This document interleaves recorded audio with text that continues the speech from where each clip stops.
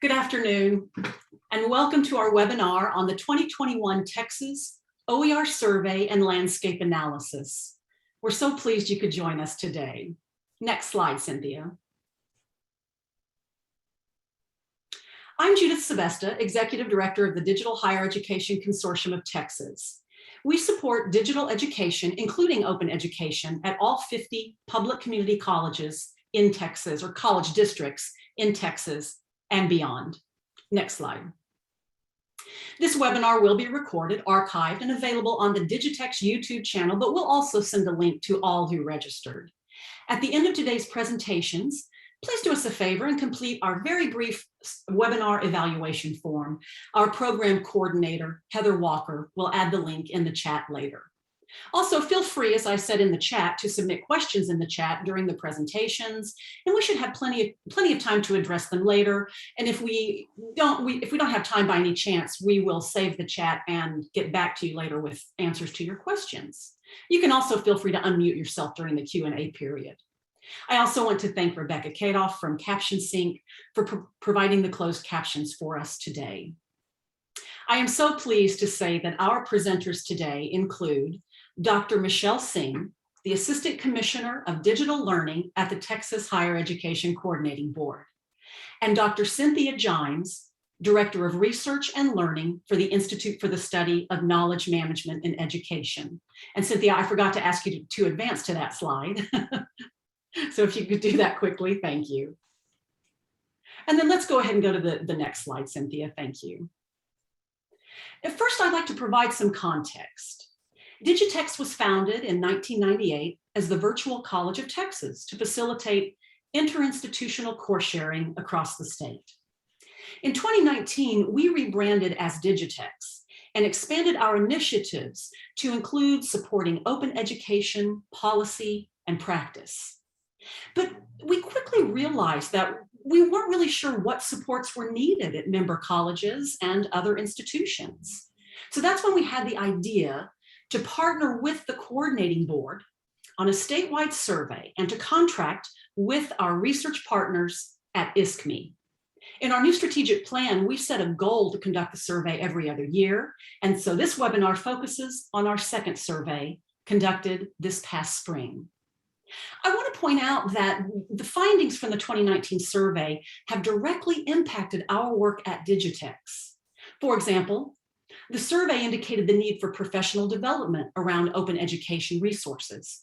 And so we developed our openly licensed training, Texas Learn OER. I'll place the link to that in the chat in just a moment.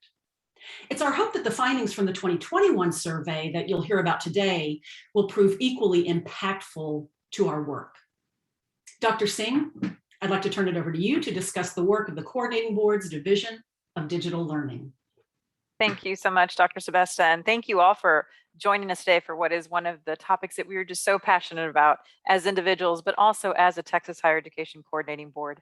So in response to a lot of the conversation around OER that started really getting traction within the legislation around 2017 during that legislative session, we realized that there were going to be different avenues that we needed to provide information, build capacity, and really strengthen the conversations that were already happening organically within our institutions. In response to a lot of that work, we started off having some grants and also started having course markings so that our institutions would be able to signal to their students what OER were available within their different institutions and colleges. But very quickly, we realized that OER were three very simple letters for a really complex topic, and realized that we needed to have a deeper conversation, have a deeper dive into what exactly OER meant and what it meant for the institutions in Texas, but more than anything, what it meant for the resources, programs, and services that needed to be created to support our institutions. The Division of Digital Learning is brand new to the Coordinating Board. It's the newest addition, and it's in response to exactly these issues that I'm referring to. Digital learning very quickly was seen by the THECB as one of the areas that needed to have dedicated efforts to make sure that we were going to be ahead of the game, working with our institutions to figure out what does the landscape look like for tomorrow. In response to that, The division officially was created in November 2020 with a mission to provide leadership and advocacy for digital learning in higher ed and promote, sustain, and advance a quality digital learner experience, which positions Texas as a world leader and results in globally competitive, digitally proficient citizens. What exactly does that mean? Well, the culmination of our work as a division, and Cynthia, we go to the next slide, is to create a digital learning clearinghouse, which we're affectionately calling DL Texas. And DL Texas will be an opportunity for us to come together as a digital community, share our experiences, share the work that we've done, and really begin to scale some of the efforts that we have seen successful in different institutions across the state. We want people to realize that through digital learning and say with confidence, we are able to educate, we are able to learn, we are able to drive change, to innovate, to advocate, and to lead. We want to be the faculty, the students, the institutions, the researchers, the policymakers, the employers, and the pioneers that are responsible for figuring out what comes next and what experiences do our students need to be competitive when they leave our institutions. OER is at the core of a lot of the work for digital learning. Next slide, please. We'll talk a little bit about the resources, the programs, and the services that we have been able to create in partnership with several of you on the conversation and in partnership with our institutions and build on the work and the foundation that has been done by several of you on this call. We have created an OER implementation and development grants, both at the state appropriated level and most recently with the Governor's Education Emergency Relief Fund, our GEAR funds. In addition, we have seen professional learning opportunities that have come to rise because of the need that is out there and sometimes the gap that we have in the human resources available at institutions. We created our very first OER Core Elements Academy in partnership with ISKME, and it was a huge success. We had over 80 people sign up for a 50-person cap workshop and were able to award certificates for their effort. It was designed to introduce people to the concept of OER. And we're really excited to have Carrie Gitz on the call. And of course, thanks to Dr. Sebesta, who created the Texas Learn OER modules that were referenced earlier, which were a big piece of the Core Elements Academy. In addition, in partnership with DigiTex and the Texas Digital Library, we launched our first Open Texas Conference, which had over 1,000 registrants for its very first annual deployment. Our next Open Texas Conference will be in September 22, and we expect to see all of you there to continue to share in these conversations and really build on the success we've had. We also were able to launch the OER Texas Digital Repository, OER Tex, which coincidentally celebrates its 1-year anniversary this month. We have had over 100,000 users register for this site and be actively engaged in it. We have actually created over 1,500 pieces of content through the open author tool within OER Texas and have curated over 8,000 resources. We have people from all over the world participating in our OER Texas repository, and it's all thanks to you. Because if you ask what is OER Texas, it's you, it's your work. It is your collaboration and your community with each other. And our work is just getting started. We have a lot on the horizon, and we have a lot of opportunities for you to get involved and learn more about OER Texas. Don't worry, you don't have to build full courses and you don't have to completely publish all of your info. Even one module, one exercise at a time brings you into this community so that we can continue to build our resources. OER Texas Creator Fest is a partnership with OpenStax that we are going to launch in February. It is a conference and an opportunity for you to come and deep dive into creating content for OER. Information about that will be launched during National Digital Learning Week next month. We also are going to start 2 new academies, the OER Advanced Skills Academy and the Creators Academy, again in popular response to the success of the Core Elements Academy. In addition, we realized and heard from our community that we needed resources to expand the capacity within institutions. So we're going to design, again in partnership with ISKME, our Train the Trainer Academy, where we're able to take those individuals that are responsible for continuing to build awareness and capacity at their institutions and bring them to a level of understanding for OER and train them on how to bring the conversation to a new level within their institutions. All of this work is done for you, but also by you. We bring in faculty, administrators, students that are users of OER to share their experiences. And a lot of the times it's wonderful to hear that we have novice users that said, I was afraid to start, but now that I'm in it, you can't stop me. And those are amazing stories that we have, and maybe it can be your story if you give OER Texas and OER a chance. The last piece that is on the horizon is our OER gap analysis research study that we're also going to partner with ISKME on. It is designed so that we can find where are all of our resources and where do we need more. That way we can continue to build in areas where we have potentially a deficit of resources and start to encourage our experts in the field to contribute to our OER resources. So if you want to learn more about OER Texas, we're going to post that link in the chat. Please join the THECB Digital Learning and OER news group so that you can keep up to date on all of these new activities that are out there for you. We want to continue to build our relationships with you.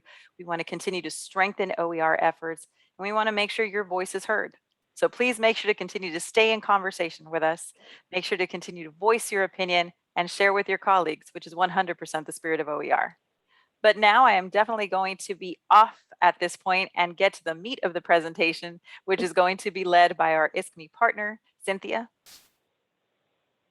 Yes, hi, thank you, Dr. Singh. So the 2021 survey really was intended to build on what we learned in 2019, where we were looking at the state of OER at Texas education institutions. And really trying to understand what level of commitment exists across institutions, what policies and programs were in place or under development, and what challenges institutions were facing. And so we built on the 2019 survey, added a few questions based on what we've learned in the field of OER overall. And so that's what I'll be presenting today. And I'm going to give you a little bit of background on how the survey was disseminated and who completed the survey, just so you have some context. So the survey was administered in March of this year to all 169 2- and 4-year nonprofit institutions, including 11 independent health-related institutions. The response rate of 66%, so 111 institutions responded, so that's a response rate of 66%. It was actually higher than what we expected in light of the pandemic and the Texas winter storm crisis. So we were quite pleased with that. And you can see the breakdown here. And then in terms of administering the survey, so it was a web-based survey that we sent to chief academic officers across all institutions, and we asked them to either complete the survey themselves or to forward it along to the person on their campus who was considered the most OER knowledgeable. And you can see the breakdown of how they identified their roles. People could select more than one answer, but it was primarily library staff and presidents, VPs, or provosts who filled it out alongside academic affairs administrators. So those were the biggest sort of role categories of respondents. And I'm going to let Anastasia, who led the actual analysis of this survey from ISKME, Anastasia Karaglani, to tell you a little bit about the approach and how, what types of analyses we did on the survey data. Yes, thank you, Cynthia. Hi, and so I will briefly summarize the steps we took to analyze the survey data. We started by looking at the descriptive statistics to identify the percentage of participating institutions that fall in each response category. Then we did some subgroup comparisons using the classification system that researchers typically use when they compare higher ed institutions. For example, we compared 4-year institutions to 2-year, larger institutions to smaller, institutions that served a higher percentage of underserved students to institutions that had a smaller percentage of underserved students. In addition to these comparisons, we formed subgroups based on their engagement in specific practices. To give you an example, we compare institutions who indicated that they had in place OER policies and programs to institutions that they had not. We compared the institutions that indicated that equity and inclusion were driving forces in their OER work to institutions that they didn't indicate that, and so on and so forth. The purpose of the comparisons was to understand not only whether there were differences, but to understand what unique approaches these groups implemented in their OER work and what made a difference in promoting OER. Finally, we compared the 2019 data to the 2021 across all similar survey questions and items. Great, thanks, Anastasia. And the survey instrument will actually be published with the report later this month and under a Creative Commons license, so folks are welcome to reuse and adapt that in their context. Great, so today we'll just highlight some of the key findings, and again, the full report will be available later. So let's look at some of the key findings. So what we're seeing is that when we compare the 2019 to 2021 data, we're seeing that institutions have OER programs and or policies in place to a greater extent in 2021. So they're growing in that sense. So it went from 51% in 2019 to 62% in 2021 who are either currently developing or have OER programs and or policies in place. When we looked at the 9% that have no plans to develop, and that number was consistent across the reports, we asked a follow-up question to all institutions and to those institutions in particular about whether OER is being used at the course level. So of those 10 institutions, which is 9%, 8 of them said that OER is being used at the course level by faculty. So if you kind of step back from all of that, you see that all of the institutions, nearly all of them that completed the survey, either have programs or developing programs or interested in programs, or they have faculty using programs on their campuses, which is very promising picture that we're seeing emerge. The survey included several open-ended questions where we asked folks to kind of expand on their answers to the Likert scale and closed-ended questions. And this is a quote that kind of paints a nice picture that supports the finding I just showed you. I believe we're at a tipping point. Faculty are growing more informed about OER and are more motivated. Great. At the same time, while there's growth in programs and policies across the state, the adoption of open licensing policies and endorsements has remained stagnant. So I didn't put the 2019 data in here because it's almost identical to the 2021 data. So also in 2019 and 2021, we had about 5% of institutions that had their own open licensing policy or endorsement. And also 2019 and 2021, about 41% were planning to adopt. So we didn't see any movement in the planning to adopt category. So that's one area that I think we're kind of seeing that the THECB and DigiTex can support institutions who are thinking about open licensing policies and endorsements and kind of provide some support in developing those and moving into the have in place space there. Other promising findings were that the percentage of institutions that have formalized definitions of OER increased from 39 to 63% in 2021. That's quite a jump. The majority of institutions are using the same or a similar definition to that which is provided in the Texas Education Code, and many of you might be familiar with this, but that definition is teaching and teaching, learning, or research resources that are in the public domain or that have been released under an IP license that permits their free use, adaptation, and redistribution by anyone. So that's the definition that the majority of those 63% of institutions are using. So institutions were also asked if they had implemented the state's course marker requirements, stipulating that they share information with students about courses that use OER, and we saw a nice increase there from 2019 also.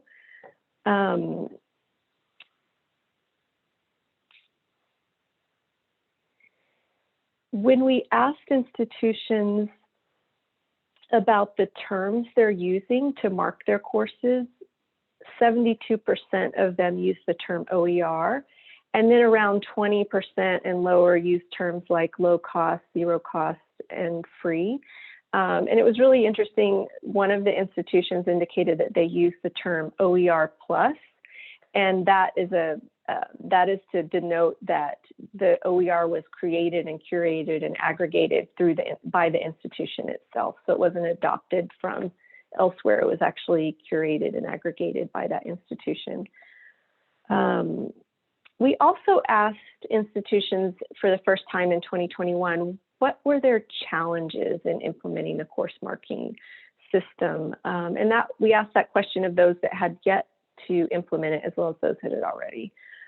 And this quote kind of exemplifies one of the responses that we got. And then we asked them to, on a Likert scale question, kind of identify their greatest challenges. And the biggest answer was that it was technology constraints. For example, the inability to customize their system to include the markers. Other constraints or challenges included lack of time or lack of standardized language around what to use in their course marking system.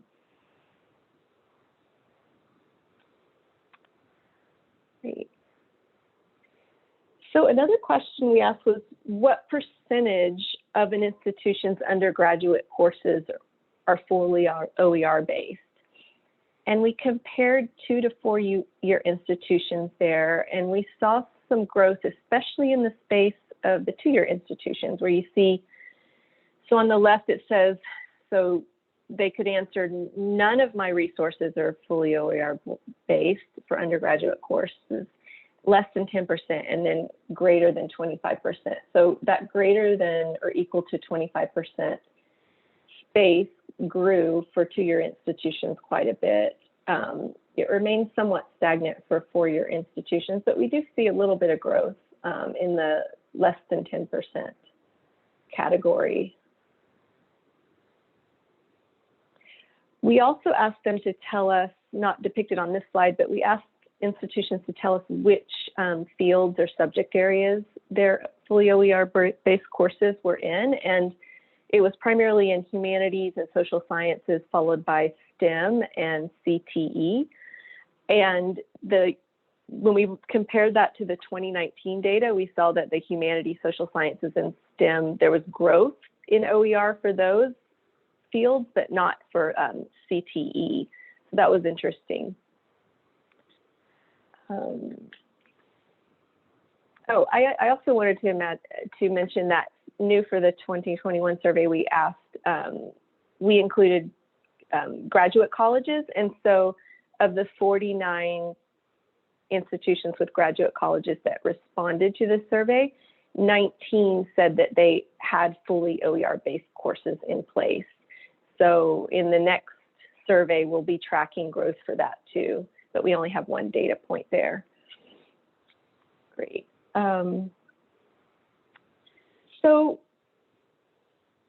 similar to the 2019 survey, institutions are continuing to kind of centralize their OER work with a central office or role that leads it. And this leadership role typically occurs through the library or through the academic affairs office or through an OER dedicated task force. But the library continues, as in 2019, to play a really central role. And another new question we asked this year was, are you leveraging cross-office support? And if so, which of these 3 offices are you leveraging in support of OER across different types of activities, from OER training to actually providing and curating OER? And it's really interesting to see that there's nice use of different offices on campus. And we also found, kind of when we whittled and sliced and diced this data, that 33% of the institutions that responded to the survey are leveraging all 3 of those offices in support of OER. And we did an additional analysis to see if they had unique practices in place. And those 33 institutions were more likely to have OER programs and policies in place on campus. They were more likely to be collecting OER impact data. They were more likely to have a greater percentage of fully OER-based courses. And they were more likely to engage students as advocates in OER. So that was an interesting finding.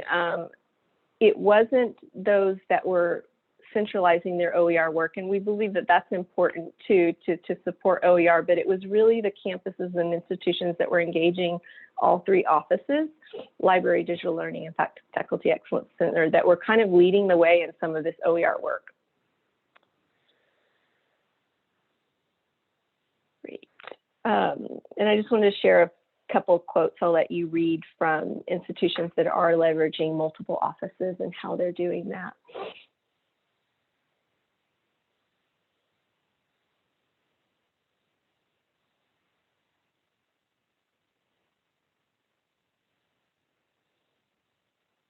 And then this one's nice. It kind of talks a little bit about what the impact of leveraging multiple departments around OER has had.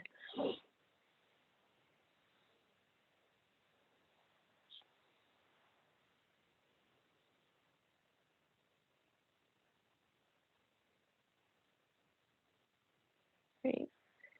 So another piece of the kind of the partnership and the engaging different communities around OER is the question of whether institutions are engaging and partnering with other institutions around OER. And we saw growth from 2019 to 2021 in that area too. So from 24% to 39% of institutions are collaborating with other institutions around OER.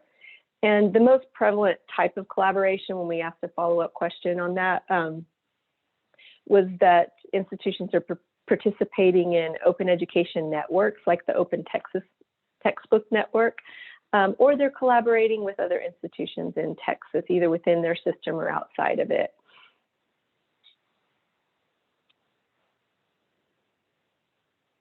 Here's an example quote. We participate in a program through the Texas Digital Library that brings together librarians across institutions who are responsible for open education programs on their campus, and these are the OER ambassadors. We share best practices, brainstorm ideas, and collaborate on professional development programs. This is a survey respondent quote. Great. So we asked a question on the survey also about what institutions are focusing on in terms of their OER priorities currently and in the near future. And the largest percentage indicated that they're focused on building faculty awareness and professional learning for faculty and staff around OER. And so that was about 73% of institutions indicated that that was the focus of their OER work and their priorities. And that was also consistent with the 2019 data. It was about 74% said that they were focusing on professional learning around OER.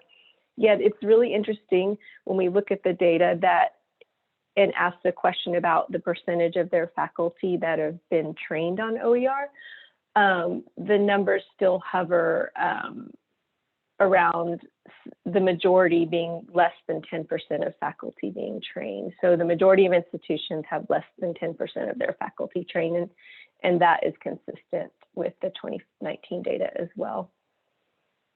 I kind of jumbled that up. I hope that made sense. Great.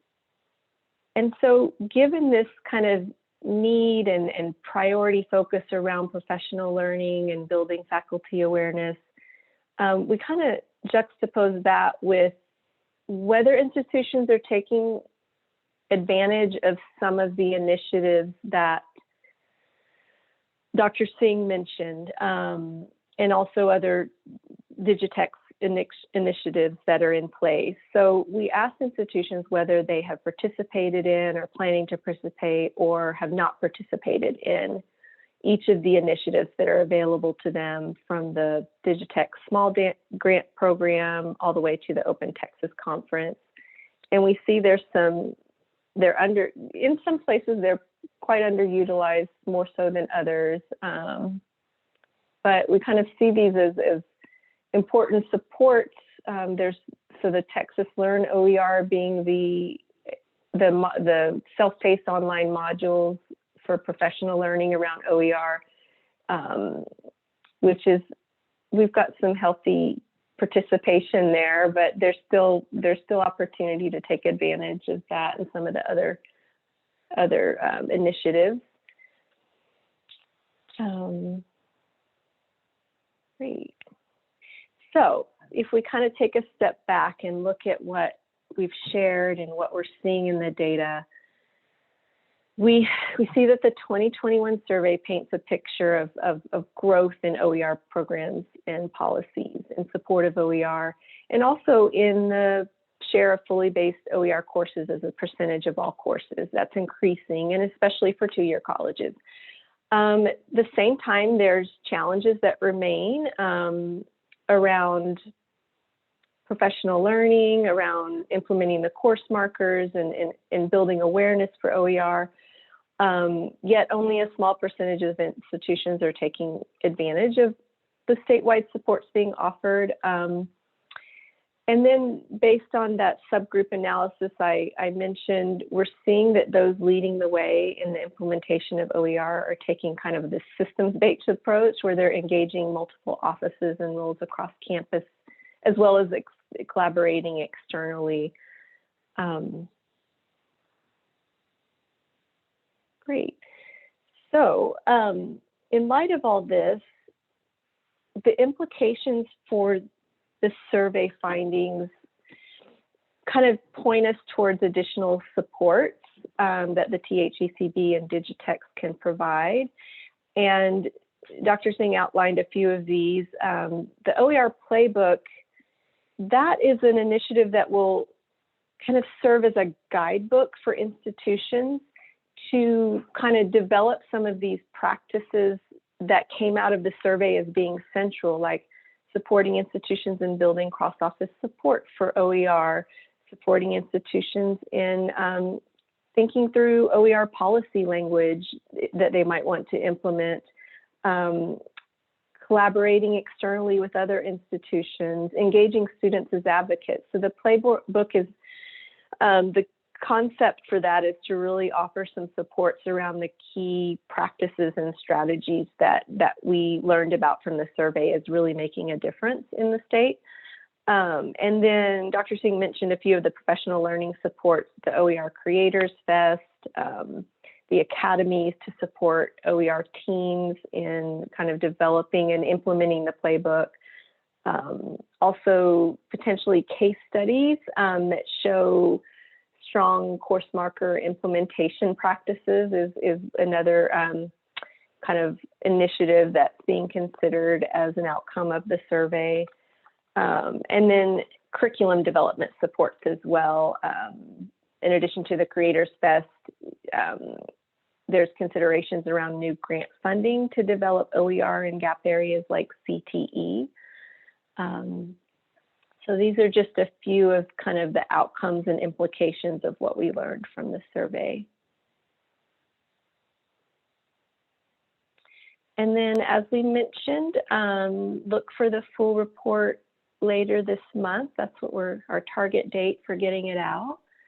Do we want to have some questions or discussion. Welcome any questions about the study. Definitely, Cynthia, and thank you so much for that. I do want to say how grateful I have been for ISKME's partnership on this project. You know, obviously we appreciate working with them since this is the second time we have done so, and the coordinating board obviously is working in a number of capacities with ISKME on projects. And you know, Dr. Singh, you and your colleague, Dr. Kyla Torrey, who was not able to join us today, have just done amazing work in a matter of about 2 years to expand the initiatives that the coordinating board is overseeing. I know that Dr. Rebecca Karoff made a comment about that and commended you for all of this work.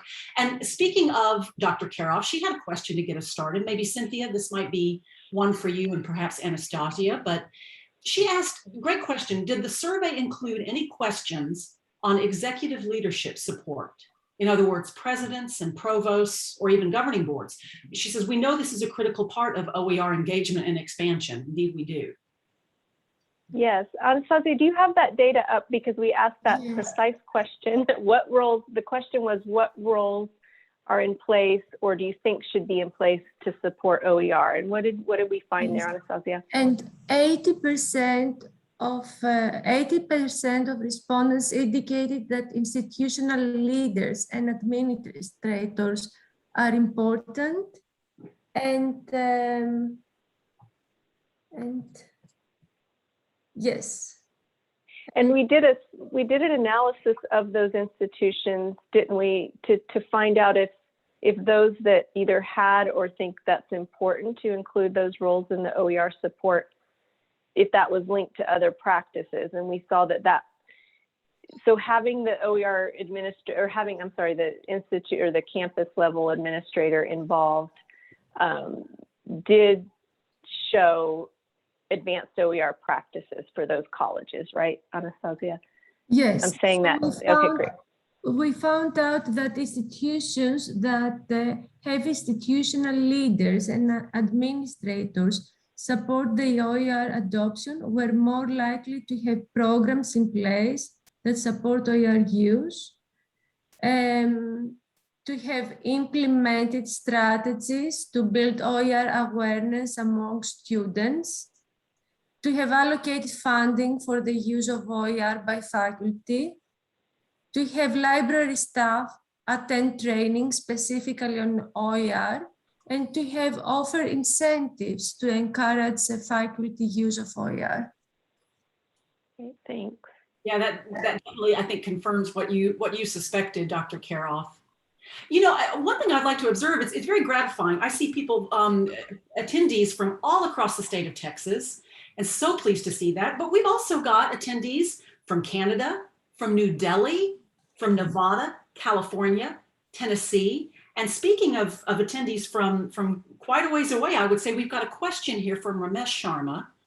And he asked if the institutions only were in Texas that were included in the study or from other states or a national level. And I can address that. This survey was limited to only Texas institutions, Texas public, 4-year and 2-year institutions, as well as private, not-for-profit 2- and 4-year, or really largely 4-year institutions. We also, for the first time, included the health-related institutions in the survey as well. But this was limited to Texas for the 2nd year in a row.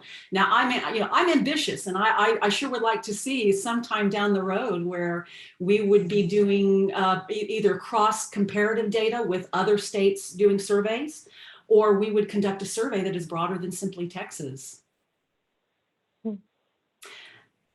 Let's see, Ramesh, you've got another great question. If those institutions which created OER, what CC license most preferred was adopted?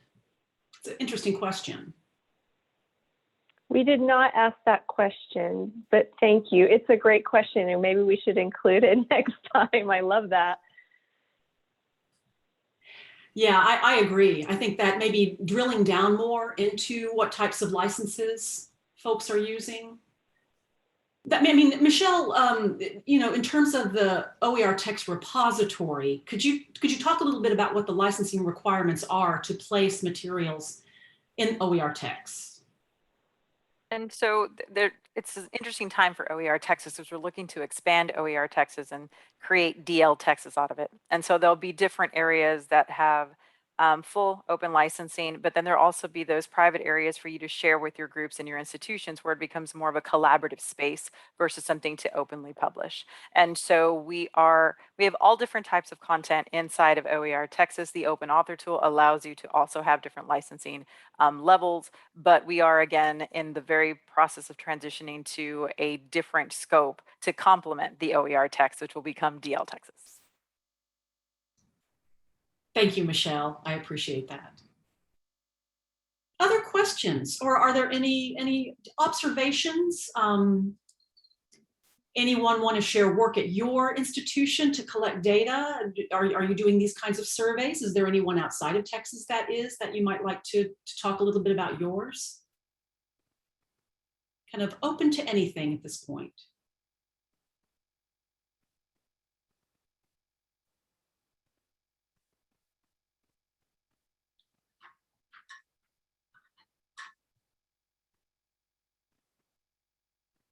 You just wait a few more seconds just in case we've got any other questions that come in.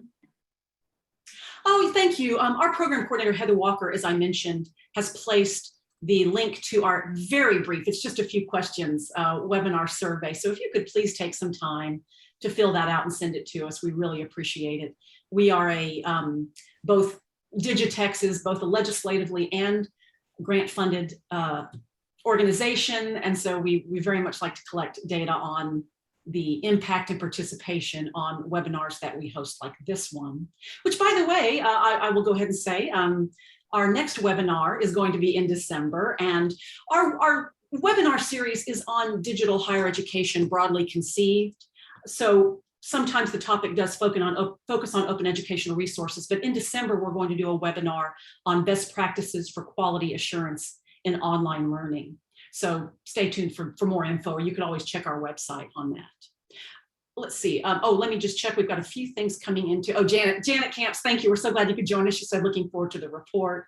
Bridget Harden said the same. Rebecca said Hewlett just published a long evaluation report on the role of networks in facilitating OER use and adoption. Haven't read it yet, but should be relevant to our work in Texas. Thank you so much, Rebecca. I had forgotten about that. So I think that will be a really interesting study to take a look at how this relates to what we've done here in Texas so far. Oh, thank you, Ramesh. Great topic for next. I really appreciate that. DigiTex also leads the Texas Quality Matters Consortium. So quality assurance and online learning is a major focus of the work that we do as well. One last call for questions, comments. I do see that BC Campus in British Columbia is a great resource. Sherry, you posted that they have been really on the vanguard of open education work in this field, I would say, for a number of years now. So thank you for reminding us of that. And Gay Howard asked if we'll notify when the full report is available. We will send a link to all of the registrants for this webinar. We also have a Google group that we send out information to as well. You can always check our website as well, but we'll be sure and send out something to everyone who registered. I think Michelle, the coordinating board, may also be sending out a notification as well. Great. We will be distributing that to all of the chief academic officers and the chief instructional officers at our institution so that they can, because we had such active participation, we want to make sure that we can share the results with everyone. Great. Thank you. Weston Rose, thank you for this information, especially about upcoming conferences. Excellent. And Una, here a comment, Una Daly from CCC OER mentioned that we do serve as the Texas Consortium for the Community College Consortium for Open Educational Resources. And we have 8 colleges that are participating in that. We would sure like to see more of our community colleges participating in that national consortium. Shameless plug, I serve as the president of their executive council, and it's an amazing organization that provides resources, networking for community college OER practitioners. Their parent organization is Open Education Global. They just had their conference last week. Very exciting conference. There's a new discussion board in OER Text for upcoming events and news. Excellent. Thank you, Marianne, for pointing that out. We really appreciate that. thank you to everyone for all of these great resources that you've been sharing beyond just what we have pointed out. Ruth, thank you. Thank you everyone for your appreciation. I guess then that I would just like to finish by thanking Dr. Michelle Singh, Dr. Cynthia Jimes, Anastasia Karaglani for joining us today and for providing us with this overview, and stay tuned for the full report. And then we do hope to be doing the next survey in 2023. Thanks again, everybody, for joining us. You take good care. Bye-bye. Bye.